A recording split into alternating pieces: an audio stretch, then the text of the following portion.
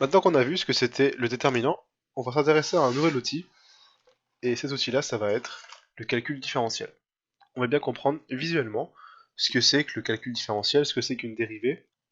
Là, on va s'intéresser à un cas très simple, c'est la dimension 1, mais on va s'intéresser plus tard à d'autres dimensions, et on va aussi s'intéresser ici au changement de variable. Donc, déjà, une dérivée, on a tous appris qu'une dérivée, c'était juste une courbe et la pente de la droite tangente à un point A. Ok, ça on sait bien. Mais on va voir ça d'une autre façon maintenant. Une façon plus visuelle, qui va nous servir un petit peu d'appui pour les dimensions supérieures. Donc imaginons qu'on ait un axe, comme ça, 0, 1, 2, 3, et qu'on applique une transformation à cet axe-là. Donc en quelque sorte, qu'on applique une fonction f de x, si ici c'est x, et ici on va utiliser x carré. Qu'est-ce qui se passe à notre axe? En fait, quand on fait une fonction de type f de x, une fonction à une variable, ce qui va se passer, c'est juste que notre axe il va changer. Maintenant, les mêmes points sont sur un endroit différent sur l'axe. Donc 0 ça reste 0, 1 ça reste 1, mais 2 ça va devenir 4, et là-bas va y avoir 9. Donc en quelque sorte, quand on applique une fonction à notre axe normal des x, eh ben on va avoir un nouvel axe, qui n'est pas du tout linéaire. On voit bien que l'écart ici n'est pas du tout le même écart qu'il y a ici, ou l'écart qu'il y a ici. Donc a priori, cette façon de voir les choses n'est pas hyper utile. Mais on va essayer de voir un petit peu au voisinage de 2. Parce qu'en fait, toute l'essence même du calcul différentiel et des dérivés, c'est de s'intéresser à ce qui se passe dans un rayon très très très petit. Donc on va s'intéresser, ici pour l'exemple, au voisinage de 2. Donc on va faire une sorte de zoom autour de 2. On va prendre ici 3 points qui vont être 1,9, 2 et 2,1. Ok, là on est relativement proche de 2 et on va voir le même point mais appliqué à la transformation f de x. Donc là on aura 4 et 1,9 au carré ça fait environ 3,6 et 2,1 au carré environ 4,4. Ok, maintenant ce qui se passe quand on est dans un voisinage en fait, c'est qu'on voit bien que l'écart ici et ici, 0,1 et 0,1, et ben quand il est transformé, l'écart ici est égal à 0,4, 0,4. Ok, mais ça veut dire quoi? En fait, quand on zoome très près de notre point ici 2, on remarque que la transformation devient en quelque sorte linéaire. Parce que transformation linéaire, c'est juste, dans ce cas-là, une transformation qui va conserver l'écart entre chaque point. Il faut que l'écart soit pareil. Si de base l'écart était uniforme, du coup là c'est pareil, et ben il faut que ici cette distance-là et cette distance-là soient égales. Et là on voit bien que c'est égal. Mais ça veut dire quoi? Ça veut dire qu'au voisinage d'un point, la transformation est en quelque sorte linéaire. Et en une dimension, ça veut dire qu'il y a un coefficient qui est appliqué, donc on multiplie par un facteur. Et ce facteur-là, en fait, on remarque que c'est simplement la dérivée. Parce que la dérivée de x carré, on sait bien que c'est 2x. Et ici, x, le point où on s'intéresse, c'est 2, donc 2 fois 2, 4. Et on remarque bien que pour passer de 0,1 à 0,4, eh ben, on multiplie par 4. Et c'est ça partout.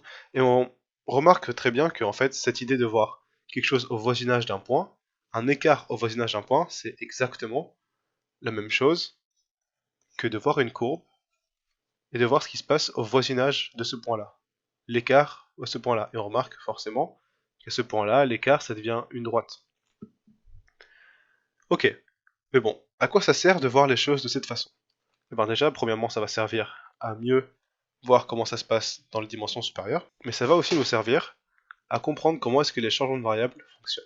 Donc on va faire un peu de place, et on va reprendre juste après. Ok, donc qu'est-ce qui se passe quand on fait un changement de variable? Et déjà, quand est-ce qu'apparaît la notion de changement de variable? Donc imaginons qu'on veuille intégrer une fonction du type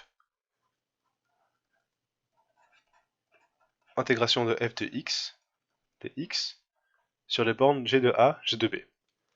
Ok.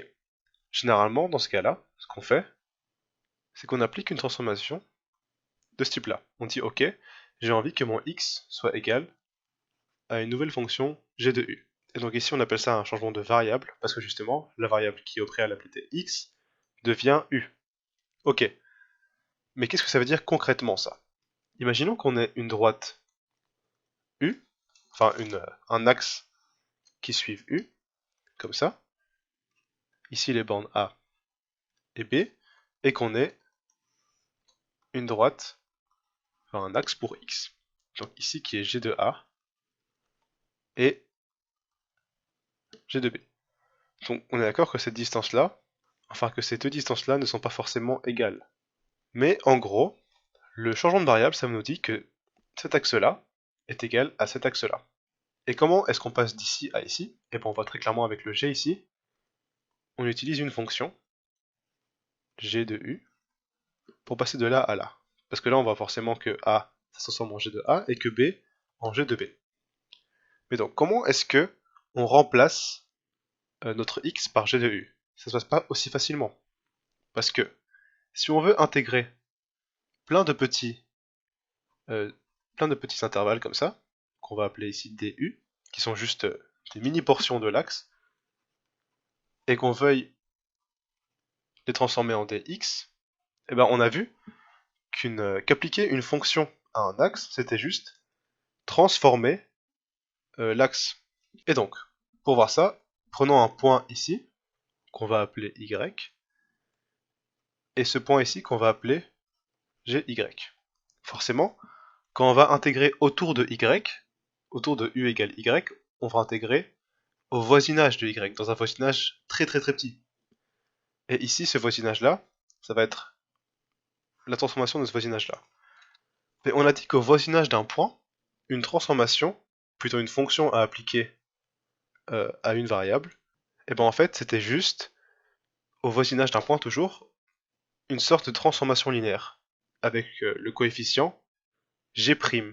Donc ici, pour passer de là à là, la distance qui sépare ces deux traits-là par rapport à la distance qui sépare ces deux traits-là, le facteur qui fait varier la distance, c'est juste g' de y.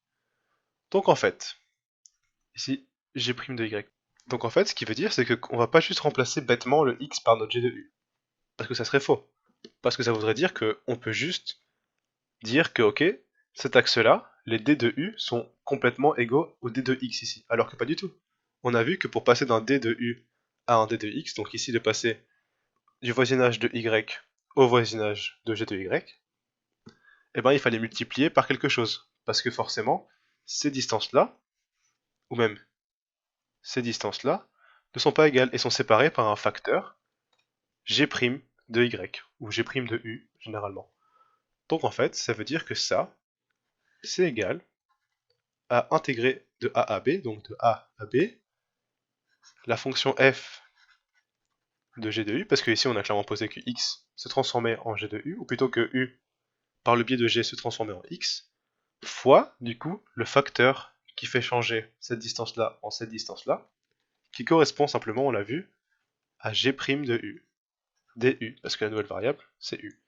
Et là, on voit la formule qu'on a apprise, et on voit, avec la façon dont on représente maintenant les dérivés, pourquoi est-ce que celle-ci est juste. Et dans la prochaine vidéo, on va voir comment ça marche dans les dimensions supérieures, et on va voir que c'est exactement pareil.